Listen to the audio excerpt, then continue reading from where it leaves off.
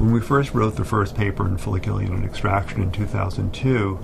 our main concern was the fact that as you extracted follicles, some of them would be sheared or shred, and we wouldn't be able to capture the entire follicular unit.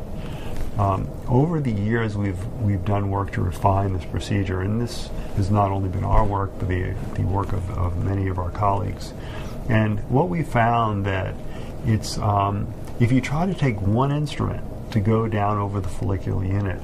because the follicular unit splays, because it's like wheat almost, a bushel of wheat, whereas on the surface it's very tight and under the skin it spreads out. Because of this configuration, as this instrument that cuts through the surface of the skin goes deeper, it cuts off the bulbs, or what we call transects the follicles. So what we soon learned was that if you used a sharp instrument to score the skin and go through the top part of the follicular unit, you could then use a blunt instrument that kind of blunt dissects or gathers the rest of the unit without cutting off the follicles, and we call this a two-step technique. And